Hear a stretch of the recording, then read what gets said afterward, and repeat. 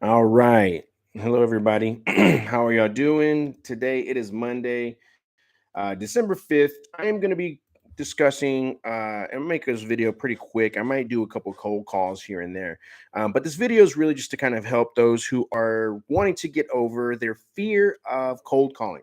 Now, my background before I even started doing this was in, I guess, retail, like manual labor kind of stuff. Although I had a lot of interactions with customers, right, face to face, that's totally different from when you cold call somebody.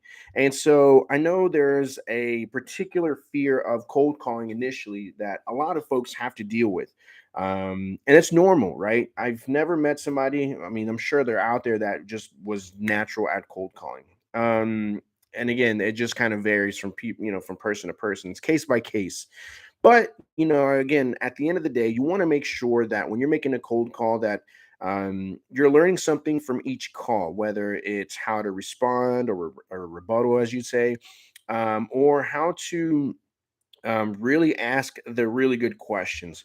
And really, what you're doing is when you're cold calling somebody, you're trying to see if there's some kind of interest in what you have, a product or a service maybe that you're trying to provide to this individual. Again, cold calling is the worst. And I'm sure you and I both have gotten a cold call from somebody, most likely scammers, right? Where you get it and it's like seconds of silence, and the next thing you know, you hear somebody and you're like, yeah, no.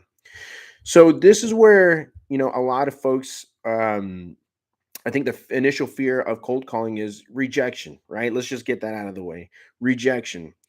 And I don't, for me, I was kind of the same way. I was afraid of somebody being disrespectful, somebody being rude, the rejection part of it. And I always joke, right? Because everyone's like, I'm afraid of rejection. I'm like, I haven't. I can't tell you how many times I've asked a girl out on a date and she said no. It's just part of it. But seriously, I think for most of us, rejection is just a really tough pill to swallow for most folks. And the biggest thing is that when you're trying to sell a product or you're trying to provide a service or whatever the case may be, you want to make sure that you're a believer in the actual thing you're doing, right? If you don't believe in your service, your product, then you're probably not going to have a good time. And so you want to make sure whatever it is that you're doing it for, that you're sold, that you're on board, that this is something that you are convinced this is going to be life changing, and it should. So again, when it comes to rejection, for me, when I first was getting it, it was a little tough. I picked up the phone. I finally had the guts to make the call, answered, or most of the time it'll go to voicemail. So I was like, oh, right. Then you hang up. You leave a voicemail, hang up. But then when somebody did answer, I was a little. I almost sounded like I was doing double Dutch jump rope. You know when you go do do do do, yeah, that's just kind of part of learning as you go. You could even have the most solid script, but you're still going to mess up. The real big thing is when somebody hands you a script, right? There's people that will have some really great scripts and they can give it to you, but over time what you're going to want to do is get that script and make it your own. And what I mean by that is put your own touch on it. Put whatever it is that you feel would make it more accustomed to how you feel, whether it be your personality or that individual's energy, right? Some folks are their energy is a little bit different. So when you get a script, you don't want to necessarily go by it. They're there to guide you, but they're not going to be the actual thing that's going to help you in this phone call. What it's going to do is just guide you. Think of it as bumpers. You ever went bowling?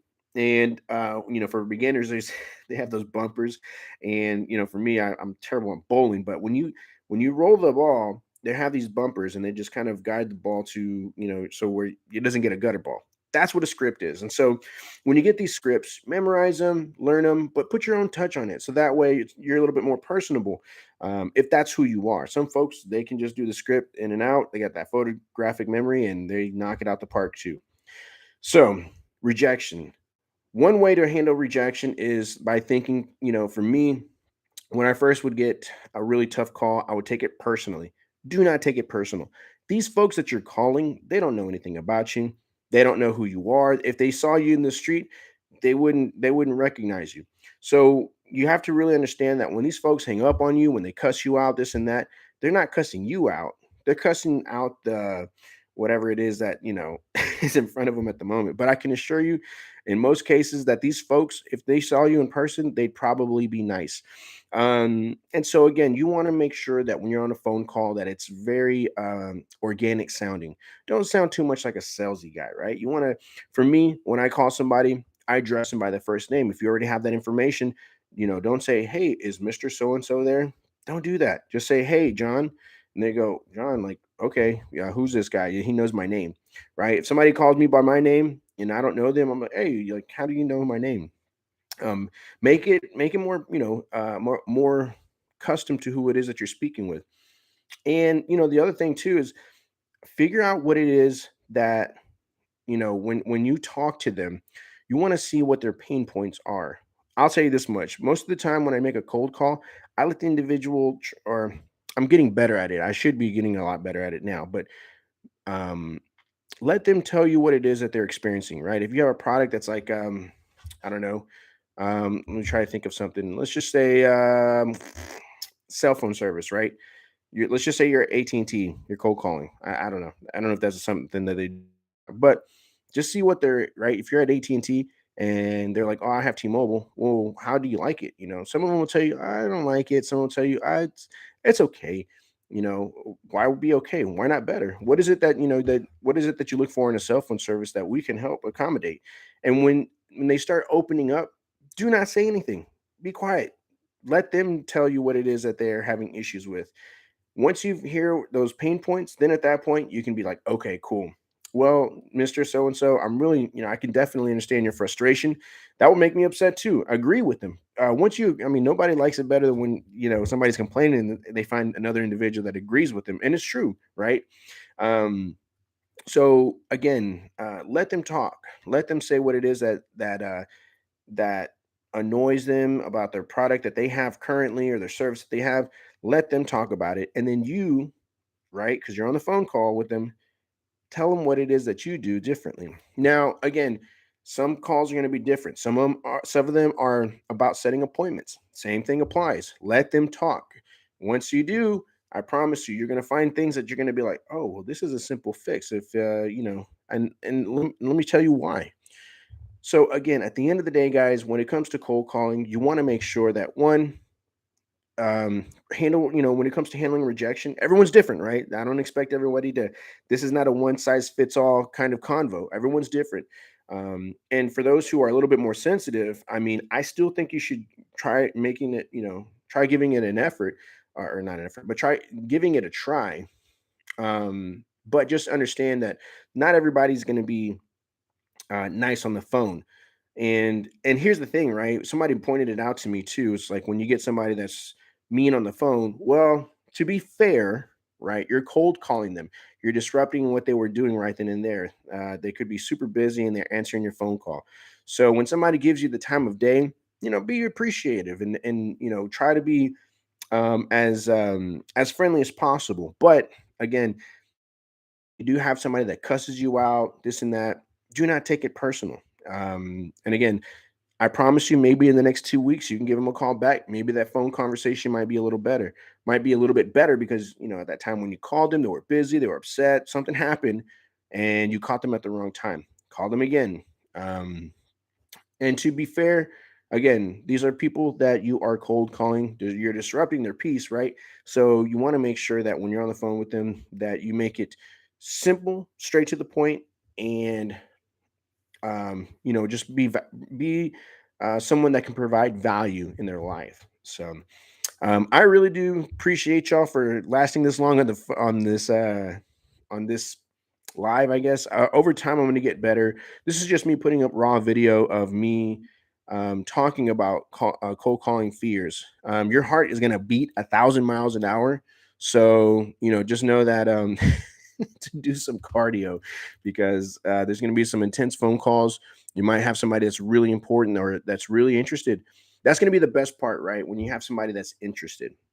When you have somebody that's interested that you sell over the phone or that you set an appointment with, that makes it all worth it. All the stress that you're feeling up to that point is this is what it's meant for. So again, having those getting over those fears, I would say one, handle rejection a little bit better.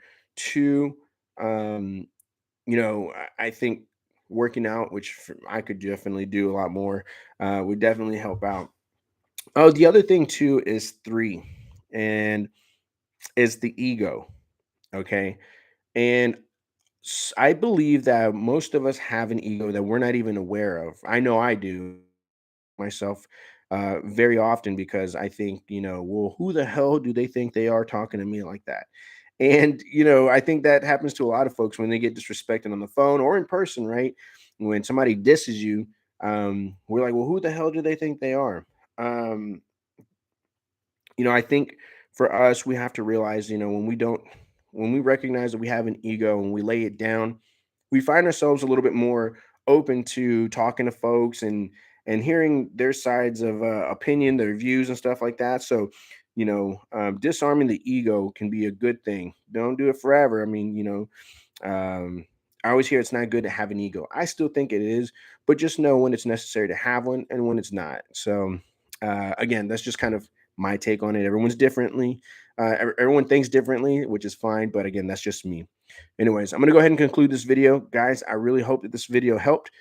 If you can, please click the like and subscribe button. That'll definitely help. I want to make sure that for folks who are wanting to get more familiar with cold calling, that I can provide value to y'all. This video again is raw, unedited. I probably will start taking the time to actually edit these videos so it looks all fancy and whatnot. But I kind of like this as well too. So, anyways, in the meantime, y'all guys have yourselves a blessed day. We'll be in touch. Peace.